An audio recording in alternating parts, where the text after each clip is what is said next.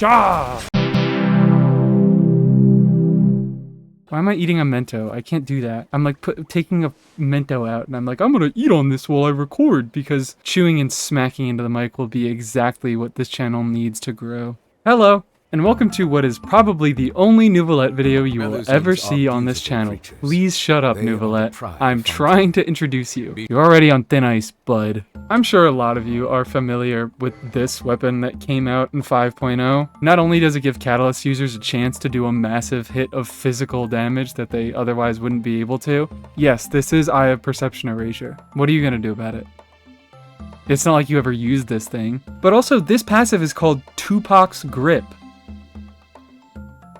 Need I say anything else? Every 15 seconds, Tupac will come down from the heavens and grip your opponent so hard that they take 80% of your character's max HP as physical damage. This instance of damage scales basically as any other talent damage would. It's affected by enemy resistance, it's affected by damage bonus, it can crit, so you can really mess around with this thing and get some high numbers. But everyone who does silly Genshin things has kind of already done that. So anyways, why am I talking about this weapon that's almost a year old at this point and that everybody has already covered? Because as all good things do, it got a sequel, and that sequel is way worse. Not numerically, it's literally the same weapon. It has the exact same passive, and I haven't leveled mine to 90, but also the exact same stat line. This video actually started as just a physical Neuvillette video. Evil worms crawled into my ear overnight, and my mind was poisoned with thoughts of Clam Neuvillette. When he's sucking on his balls to speed up his charge attack, he heals himself for a massive 48% HP, and he can trigger Clam's effects pretty reliably. But during one of my testing live streams that I was doing to optimize physical Neuvillette stuff, it was actually kind of fun. I got some use out of like Hydro Traveler and Chongyun, but nothing really came together. Nothing was too compelling. It was just kind of silliness for silliness sakes. During those streams, people kept asking me, why aren't you doing Sequence of Solitude things? That's the new event weapon that just came out. That's the relevant topic. And, you know, maybe I should have been doing that, but Sequence of Solitude is just a lot less funny than Ashgrave and Drinking Horn. Because bow units already get physical damage through their normal attacks, it's just a lot more interesting to put it on a Catalyst. And also the passive on the Sequence of Solitude, it's not called Tupac's Grip. Objectively, it is the exact same weapon, but it's much less funny. So yeah, I was being stubborn, I was doing my physical Neuvillette things, I was doing some optimization with this. One of my big issues in Neuvillette's team is that I just couldn't find a good last slot. The reason I messed around with Chongyun and Hydro Traveler is because once I had Rosaria for her physical res shred at C6 and her cryo, and really whatever Electro I wanted, it doesn't have to be Kuki. I chose her for comfort, but I'm probably gonna swap this slot out a few times during this video. No one really fit in the last slot because there aren't a ton of ways to buff HP scaling physical damage. Farina's probably your best choice, but I don't know, that's boring. So one of my blessed viewers came up with the genius thought of, why not just throw in Diona holding that bow? Because between Rosaria and Shinobu, you pretty much already have the perfect setup for that weapon to deal good damage, so throw someone holding it in the last slot. Yeah, I'm a little stupid sometimes. And the worst part is that it actually feels pretty good. One of my biggest issues with this weapon, I mean, I didn't have to swap over, it's the exact same weapon, but it's that the effect is on a 15-second cooldown, which makes it feel really bad. Its sort of intended use case is to be thrown on either Neuvillette or Mualani on one of their normal builds to give them an extra instance of free front-loaded damage around the 40k mark, which a 40k hit every 15 seconds is not enough to build a team around, but it is a nice little extra chunk of damage that you get to tack onto your rotation for basically no cost. Relying on it to do most of your damage is not recommended, but I've found that it does get sort of solved by having two of them. Not really, the same issue is there that they have that 15-second cooldown, but you're able to stagger the damage a bit better, and you just get more of it, you get double. Okay, I don't know where I'm gonna put this in, but all cards on the table here, this is not a finished concept. I don't have any clan pieces, I've never really found a use for it on my account, so I had to farm up a whole new set while also leveling the Drinking Horn and the Sequence of Solitude, which I mean, I still haven't done that, while also leveling my Aoife. So I've been really hurting for resin. This is more of a proof of concept. I just want to make sure the idea works. And I'll probably be tinkering around with this team a lot in future live streams because I actually do kind of like how it works. Anyways, the point is that I have not fully leveled all my artifacts. The only one that I bothered taking to 20 was my circlet because I think, hey, crit rate circlet is pretty rare. I'm probably not going to get a better one. I was doing some last minute farming to finish up leveling some of these artifacts. And what is the last piece that I get?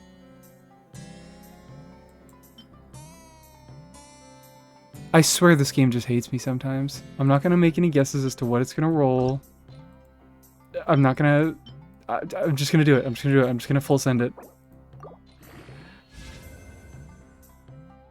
At least it's not crit damage. 3 rolls into HP with a little extra ER. It's good. It's good. It's pretty good. It's not crazy, but it's good. I'm fine with this. Guess while I'm here, I can do a little more artifact gamble. People like that. I'll take it. It's the second best thing on there. And then I don't think I really have any. Yeah, I don't have much experience left, so I'm just gonna dump a few levels into the flower. Oh, none. Okay. Oh, I could probably toss some of these. There we go. Alright, yeah, we like that. This is what we're sticking to. It's a little sad, but for the sake of the video getting out on time, this is what I'm gonna work with. 9570 times 0.072 is 689. I would get an extra 689 HP by leveling this thing to max. Which isn't nothing. That's probably around an extra 1,000 damage on the actual physical hit. I don't really think I need to do it to show the full power. Neuvillette definitely needs more improvement. Just getting the main stats of the flower and the timepiece up would be a pretty generous boost. Not to mention the potential crit substats or the HP substats on this feather. A few more things about my choices of character. Rosaria isn't necessary, but she is actually pretty great. For the purposes of doing a lot of physical damage, she's definitely the best, but... Do I really have to talk about her? She's definitely going to be a DPS increase, but... I don't know. Just loses the spirit of the team. Anyways, not only does Rosaria have that extra 20% physical res shred at C6, but I find that her crit rate buff is actually really nice in this team, and just in general. Part of that is definitely due to my lackluster builds. This could be fixed by a few extra weeks in the clam domain, but it also comes from the fact that we're using these weapons so we can't use crit weapons, so you are primarily relying on the strength of your artifacts. Anyways, on the note of Diona, I've already mentioned that the bow isn't fully leveled, but the damage that you get from taking it to 90 is pretty negligible. But her artifacts are actually relatively good. 2-piece emblem isn't doing much for her, but my emblem pieces are crazy. The only other beneficial set bonuses I could give her would be HP percent from Vorokasha's or Tenacity, or more physical damage bonus from Bloodstained, and I just don't really have good crit-oriented pieces in those sets. You could push this a little further with a beneficial set bonus, but on my account,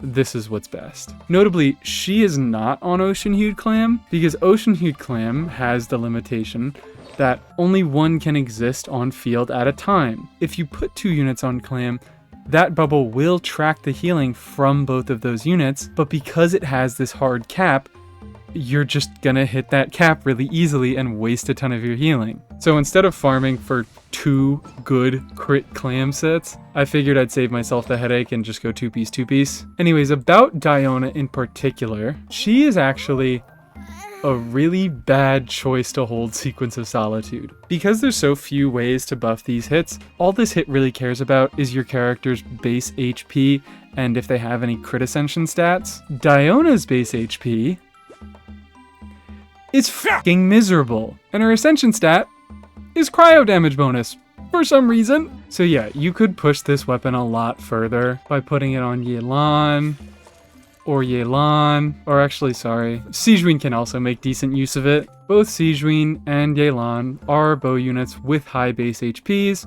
Yelan has crit ascension, Sigewinne has HP ascension. I have chosen to use Diona because I think it's funny Although unironically, Diona does help a little bit. She activates Cryo Resonance, extra 15% crit rate against cryo-affected opponents, and that also helps to patch up the meager builds on this team. You may have seen this lopsided ratio, but when accounting for the 15 from the Cryo Resonance and the 10 from Rosaria, this actually doesn't look half bad. 58 to 73, that's 83. So it feels like I've been talking forever. Let's just see what they can do. This is real rough. I can't use my Aeon Blight Drake. Ooh, I gotta go refresh this waypoint. My beautiful test dummy boss is physical resistant. Yeah, because of his physical resistance, this is a little bit miserable. Let's just do it on you. You're cooperative. I've been playing this team doing jump cancels on Neuvillette so that I don't actually use his charge attack. I shouldn't have done that. I'm real dumb. But it's kind of like, why not? They're not doing very much damage, but they still are doing damage.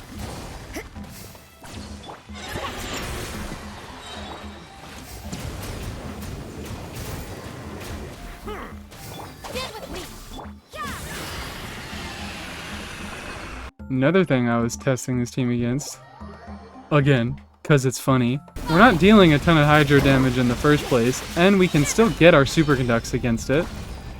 So why not? Although you're still seeing, as we fight a Hydro immune enemy, there is a fair amount of talent damage going on in this team. I've spec'd it around physical damage, but Rosaria is contributing a lot, Neuvillette is contributing a lot. There's even some decent reaction damage coming from Diona and Kuki. As much as I have tried to spec all my damage around these weapons, I just don't think it's enough to actually happen. So I'll settle for a team where the white numbers aren't doing everything, or even really the majority of the damage, but I at least made a team where they're the largest. You do still make clear progress with each of these weapon procs, or even the clam damage. And this abyss isn't a horrible hellscape, so who knows?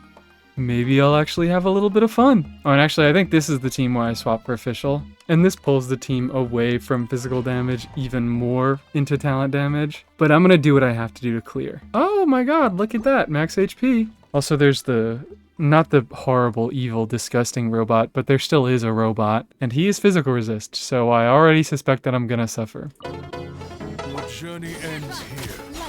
Lord of Sand, your sacrifice is ready. Silence.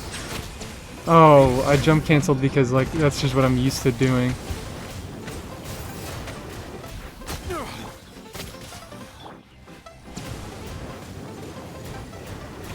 There we go. That's a big funny proc. Oh yeah, that was an issue that I faced. I don't have enough energy for official in this team. Already not really going the best. Diona is just like suffering. Diona's burst also has a very, very slow tick rate, and it also is not healing for very much, because she has such low base HP. Okay, I could be more locked in than that. That took me more than 2 minutes. There's a lot of physical resistance going on this side, so I'm not... Oh, come on.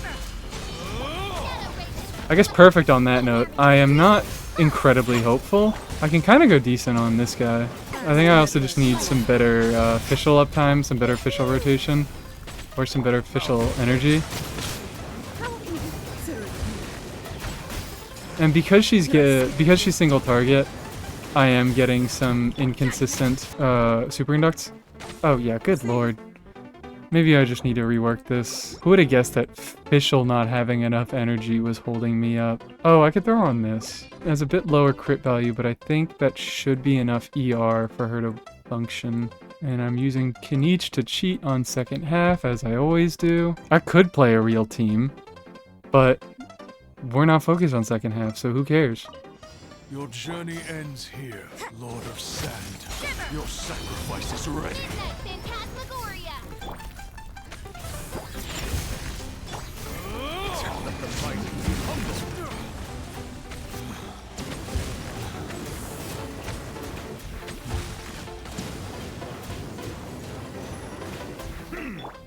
Oh, I have them in the wrong order.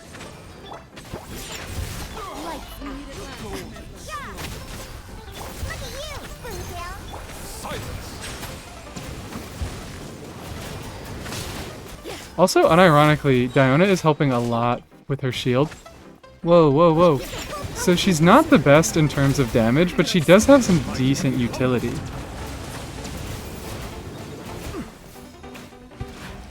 which is kind of fun.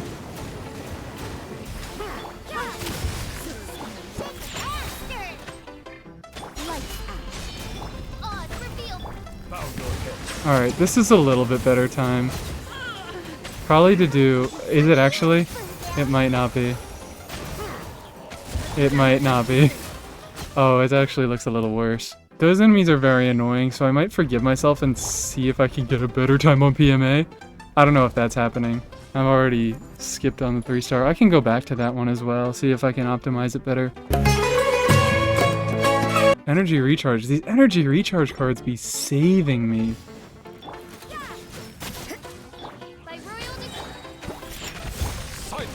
Yeah, alright. It's already looking a little grim. Could be worse. Could be better. But killing those two guys could definitely be a lot worse. That is... Oh, I don't like that.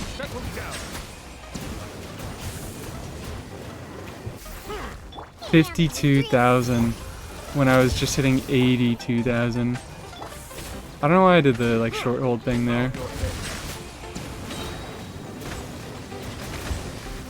This is looking rough.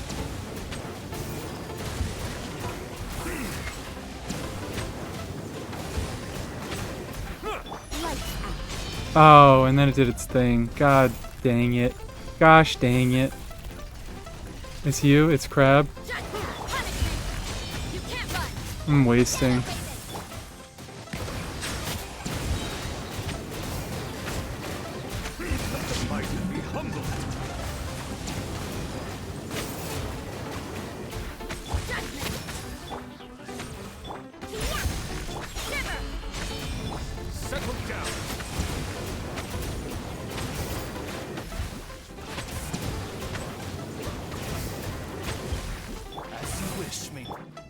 I think I'm not like quick swapping nearly enough.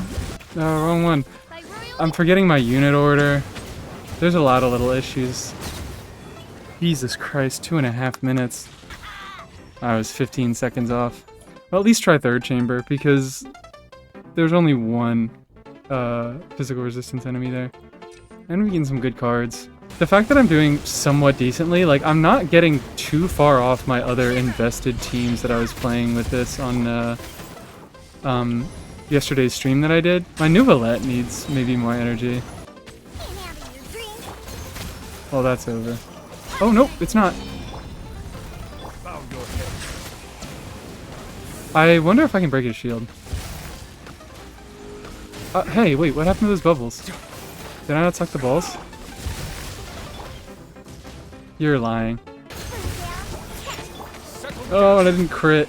Now I don't know. I froze it, so I don't know if I'm going to be able to break its shield. Yeah, let me redo that. Fun optimization chamber. I love it when the Wouldve is the second enemy in a multi-wave chamber. It's so much fun.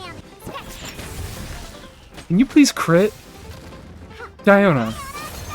Diona, girly, you have an 80% crit rate. I would really appreciate it if you crit. I shouldn't do that. I shouldn't do that. I can't be freezing him. You have an 88% crit rate. Girl, what is happening? Again! Yeah, this is real messy. Are you kidding me? It seems like more energy on Neuvillette is indeed the move. Crit, thank you.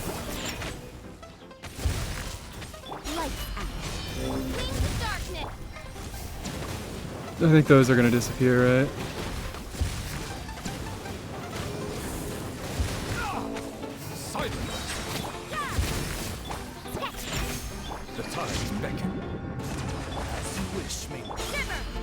I have so much balls.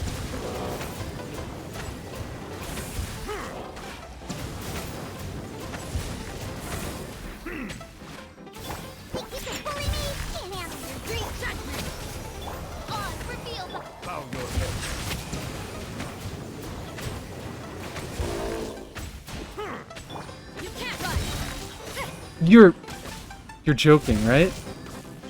I hate this thing. Okay, yeah, no, that was not an oversight on my part. That was all you, Neuvy. I actually had a good clear there.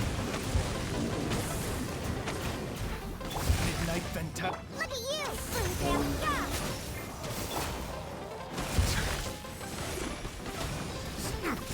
Settle down.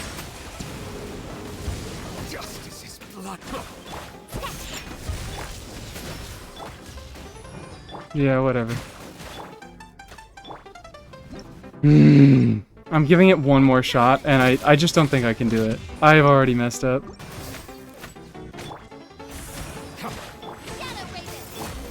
Settle down.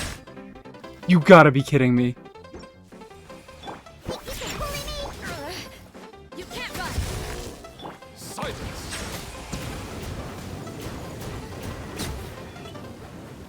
That's fine, that's fine. I'm living with it. I think I actually, because I have my silly abyss buff going on, I actually think I will be able to clear in time. Yes, okay, I got 3 stars on this stupid Y-up chamber. Okay.